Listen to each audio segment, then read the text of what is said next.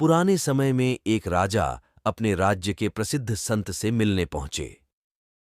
राजा ने संत को अपने राजमहल में भोजन के लिए आमंत्रित किया। अगले दिन संत राजा के महल पहुंचे। वहां राजा ने संत की खूब सेवा की। राजा के अहंकार रहित स्वभाव और निस्वार्थ भाव की सेवा से प्रसन्न होकर संत ने जाते समय राजा को एक ताबीज दिया और कहा कि जब तुम्हें लगे कि जीवन में परेशानियां खत्म नहीं हो रही हैं और ऐसा लगे कि अब सब कुछ खत्म हो गया है, तब इस ताबीज में रखे कागज पर लिखे मंत्र को पढ़ लेना। लेकिन ध्यान रखना, अच्छे दिनों में इस ताबीज को मत खोलना। राजा ने संत की बात मानकर ताबीज गले में पहन लिया। कुछ दिन बाद राजा के नगर पर पड़ोसी शत्रुओं ने आक्रमण कर दिया। सभी शत्रुओं के सामने राजा की सेना ज्यादा समय तक टिक न सकी।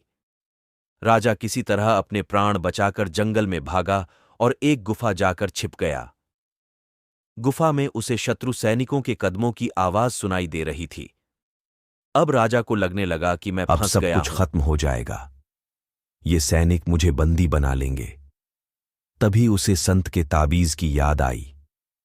राजा ने तुरंत ही ताबीज खोला और कागज निकाला। उस पर लिखा था कि ये समय भी कट जाएगा। ये पढ़कर राजा को थोड़ा सुकून मिला। कुछ ही राजा चुपचाप वहीं गुफा में ही छिपा रहा।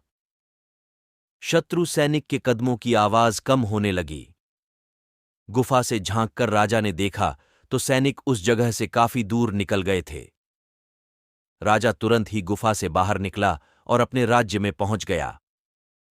इस तरह राजा के प्राण बच गए। इस प्रसंग की सीख यह है कि अच्छे दिन हो या बुरे दिन, समय हमेशा बदलता रहता है।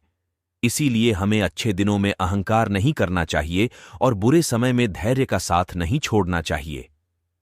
जो लोग इस बात का ध्यान रखते हैं वे बड़ी बड़ी समस्याओं से बच सकते हैं।